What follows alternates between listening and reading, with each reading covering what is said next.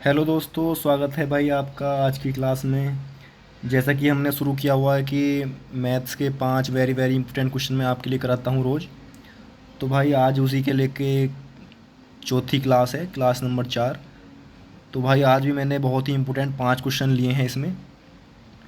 जो ये क्वेश्चन है दोस्तों, ये प्रीवियस ईयर के बेस्ड ही हैं। ये ऐसे नहीं है कि ऊट पटांग कहीं से भी उठा लिए। जिस तरीके के क्वेश्चन एग्ज़ाम में आए हुए हैं या आए हैं, वे ही ये 5 क्वेश्चन होते हैं। ठीक है दोस्तों। तो ये बहुत ही ज़्यादा इंपॉर्टेंट होते हैं भाई, तो इन्हें आप ध्यान से पढ़ लिया करो और कोशिश किया करो कि जो आता है तो भाई उन्हें सोल्व करो, और जो नहीं आता है दोस्त तो तुम उसके अपने नोट्स बना लो। ठीक है दोस्तों। तो भाई शुरू करते हैं आज की वीडियो। तो दोस्तों पहला क्वेश्चन है, इसे आप रेशियो से मान सकते हैं, रेशियो के चैप्टर से। दो संख्याओं का अनुपात दिया हुआ है 7:4। यदि उनके वर्गों का अंतर 297 है, तब उनका जोड़ कितना होगा। ठीक है दोस्तों। तो सबसे पहले क्या करते हैं ऐसे क्वेश्चनों में, जो ये रेशियो दिया होता है ना, ये रेशियो, ये इसकी एक्यूरेट वैल्यू नहीं होती। तो इसके साथ क्या होता है, हमें एक्स मानना पड़ता है। तो माना संख्याएं कितनी हो गई हमारी, 7x और 4x। ठीक है, 7 और 4 के साथ हमने x मान लिया। उसके बाद उसने क्या बोला था, उनके वर्गों का अंतर। मतलब सबसे पहले क्या करना पड़ेगा, सबसे पहले करना पड़ेगा हमें इनका वर्ग, यानी कि पहले वाले का वर्ग कर दिया और दूसरे वाले का। उसके बाद क्या करा, उसके बाद करना है हमें इसका वर्ग, करने के बाद फिर दोनों का करना है अंतर, यानी कि पहले वाले का वर्ग, दूसरे वाले का वर्ग और उसका अंतर। तो वो दिया कितना हुआ है उन्होंने, 297। अब 7 का वर्ग कितना होता है, 49, और x का कितना होता है, एक्स स्क्वायर। ऐसे ही 4 का वर्ग कितना होता है दोस्त, 16, और x का होता है कितना, एक्स स्क्वायर। ठीक है दोस्तों। तो 49 एक्स स्क्वायर में से 16 गए, कितने बचे दोस्तों, 33 बचे। तो 33 को जब हमने इससे काटा तो कितना, 9 बार। अब इधर स्क्वायर था, तो ये स्क्वायर इधर से कट के इधर क्या बन गया, वर्गमूल। तो 9 का वर्गमूल कितना होता है, 3। तो दोस्तों फिर x का मान कितना आ गया, x का मान आ गया 3। तो जो हमने ये मानी थी ना संख्याएं 7x और 4x, इनमें x की जगह 3 रख दो। तो यहाँ पर 7x था तो 7 गुणा 3 तो कितना आ गया दोस्तों, 21। और यहाँ पर 4x और 4 गुणा 3 यानी कि 12। मतलब जहाँ जहाँ x था वहाँ वहाँ 3 रख दिया। तो ये एक पहली आ गई 21 और दूसरी कितनी आ गई, 12। उसने पूछा था इनका जोड़ कितना होगा, तो फिर हमने क्या किया, इन दोनों को जोड़ दिया। 21 और 12 कितने होते हैं दोस्तों, 33। तो हमारा आंसर कितना आ गया दोस्तों, 33। तो ऐसे करके क्वेश्चन आते हैं दोस्तों। कभी पूछेगा कि इसका, यदि उनके वर्गों का जोड़ इतना है, यदि उनके वर्गों का गुणनफल इतना है, इस तरीके से आपसे वो कुछ भी पूछ सकता है। तरीका यही है। ठीक है दोस्तों, इस तरीके से करना पड़ेगा। शुरू करते हैं दोस्तों दूसरा सवाल। ये सवाल दोस्तों है साधारण ब्याज पे। साधारण ब्याज से दोस्तों एक क्वेश्चन आपका आना ही आना है, हो सकता है 2 भी क्वेश्चन आए। कभी कभी वो दो क्वेश्चन साधारण ब्याज के रख देता है और एक चक्रवृद्धि के। ठीक है दोस्तों। तो शुरू करते हैं। ये एक अच्छा क्वेश्चन है। 6,000 की राशि साधारण ब्याज पर 4 वर्षों में 7800 रुपये हो जाती है। ब्याज दर में 2.5% की वृद्धि होने पर यही राशि इस समय अवधि में कितनी हो जाएगी। तो दोस्तों देखो, सबसे पहले क्या करते हैं, सबसे पहले हमें 2 चीज़ देखनी होती हैं। एक होता है मूलधन और एक होता है मिश्र धन। अब दोस्तों मैं आपको बता दूं कि मूलधन क्या होता है। मूलधन वो चीज़ होती है जो हम किसी से पैसे ब्याज लेते हैं। जैसे मैंने किसी से उधार लिए 10,000 रुपये, तो वो हो गए मूलधन।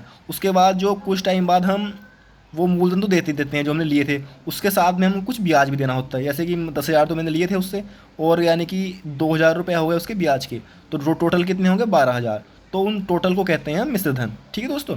जब हमने 6,000 उससे लिए थे और 7800 पे टोटल हो गए, तो ब्याज कितना बना होगा, तो इसमें से इसे घटा दो तो ब्याज बना था 1800 रुपये का। जब तो 7800 हुए थे, तो ब्याज कितना हो गया, 1800। उसने समय कितना बोला है दोस्तों, 4 वर्ष। तो हमारा ये साधारण ब्याज का फार्मूला होता है, ये हर एक बच्चे को याद होना चाहिए। मूलधन गुणा दर गुणा समय बटे 100। अब जो जो चीज़ हमें दी हुई है वे इसमें रख दो।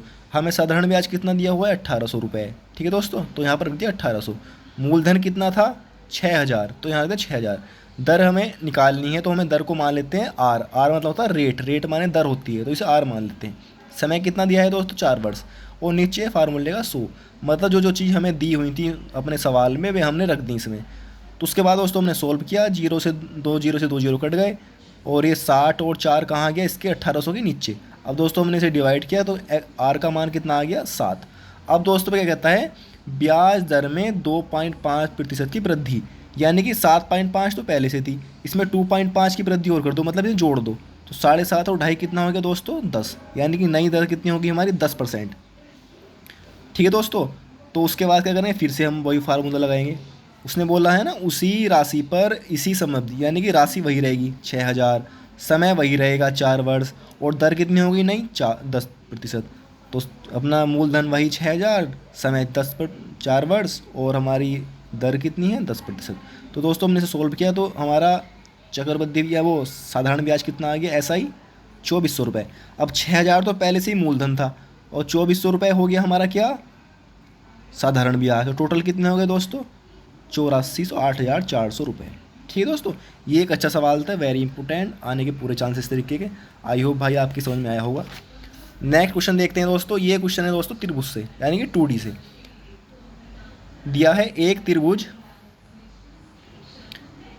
त्रिभुज की भुजाएं 3 सेंटीमीटर, 4 सेंटीमीटर और 5 सेंटीमीटर है। इसका क्षेत्रफल ज्ञात कीजिए। अब दोस्तों त्रिभुज कई तरह के होते हैं, समबाहु, समद्विबाहु, विषमबाहु। तो दोस्तों पता कैसे लगाते हैं कि ये वाला है विषमबाहु। अब हमें पता कैसे चला कि ये विषमबाहु है। दोस्तों जो विषमबाहु होता है ना, उसकी एक पहचान होती है कि उसकी तीनों साइड जो होती हैं अलग अलग होती हैं। अब जैसे दिया है इसमें एक 3 है, एक 4 है, एक 5 है, तीनों अलग अलग है ना। तो इसी वजह से हम इसे कौन सा त्रिभुज मानेंगे, विषमबाहु त्रिभुज, जिसकी तीनों साइड अलग अलग होती हैं। तो दोस्तों पहली वाली को ए मान लिया, दूसरी को वी, तीसरी को सी। उसके बाद क्या करते हैं दोस्तों, हमें निकालना होता है एक एस। इसे अर्ध परिमाप टाइप से मान लो एक तरीके से। तो ए, इसमें फार्मूला क्या होता है इसका, तीनों भुजाओं को जोड़ दो और 2 से फिर भाग कर दो, ये इसका फार्मूला होता है एस का। तो 3, 4, 5 ने तीनों को जोड़ दिया और 2 से भागे, टोटल बैठा 12, 12 बटे 2 यानी कि 6। एस का मान दोस्तों कितना आ गया, 6। उसके बाद दोस्तों हमारा फार्मूला आता है विषमबाहु त्रिभुज का क्षेत्रफल। तो ये क्या होता है, अंडर रूट के अंदर S, S minus A, S minus B, S minus C. अब एस की वैल्यू कितनी आई है 6, और ए बी सी की मान हमें पहले से दिया हुआ है 3, 4, 5। तो इसमें सारे मान उठा के रख दो। एस का मान 6, एस का 6, ए का 3, एस का 6, बी का 4, एस का 6, सी का 5। अब दोस्तों घटाओ, 6 तो ऐसे ही रहा, 6 में से 3 गए कितने बचे 3, 6 में से 4 गए कितने बचे 2, 6 में से 5 गए कितना बचा 1। अब इनके सबकी कर दी हमने मल्टीप्लाई, यानी गुणा कर दी। तो 6 3 18, 18 दूनी 36, और 36 से कम 36। तो वर्गमूल 36 आ गया। अब 36 का वर्गमूल कितना होता है दोस्तों, 6। तो हमारा इस त्रिभुज का क्षेत्रफल कितना आ गया दोस्तों, 6 सेंटीमीटर स्क्वायर।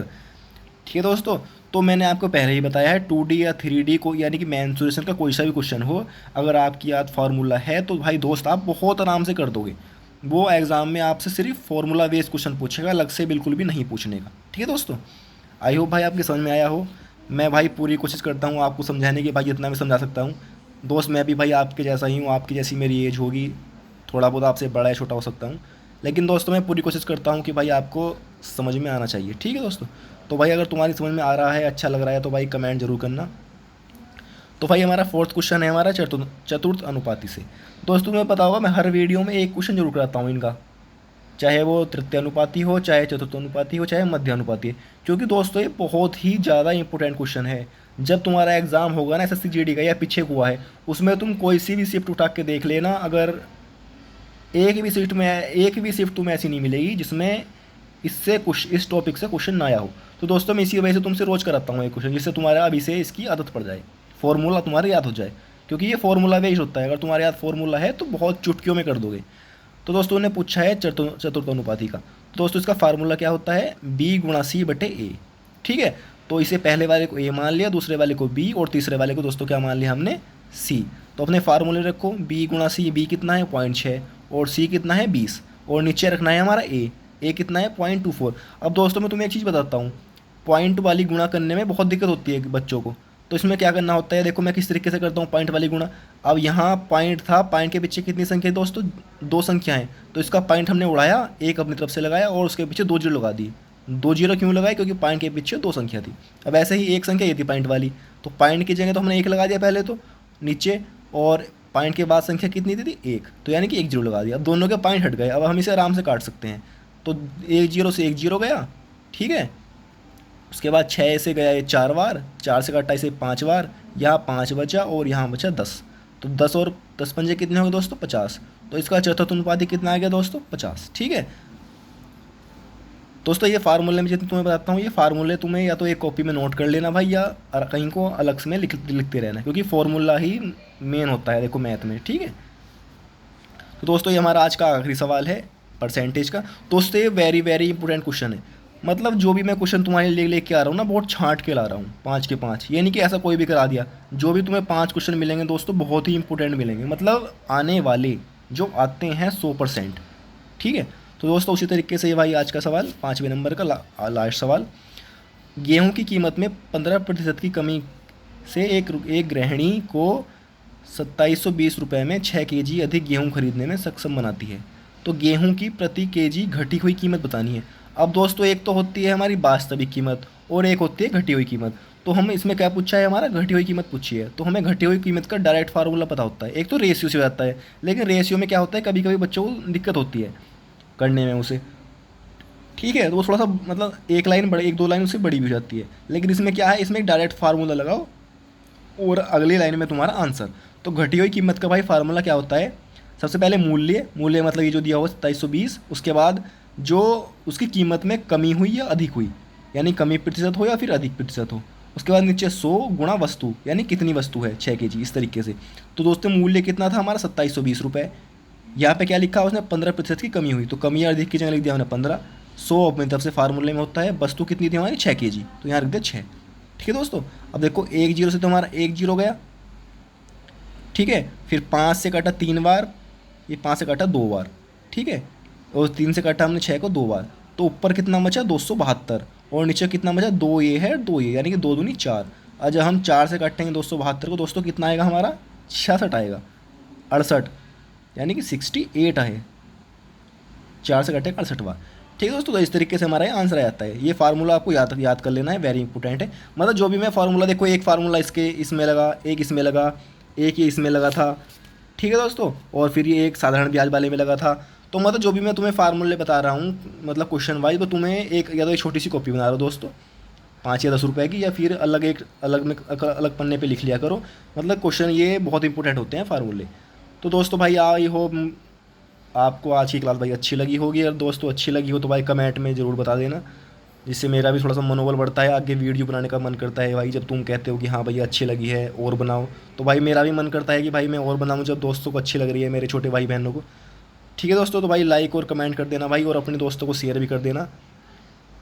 मिलते हैं भाई अगली क्लास में। ऐसे ही पढ़ते रहो दोस्तों, मेहनत करते रहो। ठीक है दोस्तों, तो ऑल द बेस्ट भाई सभी को, जय हिंद।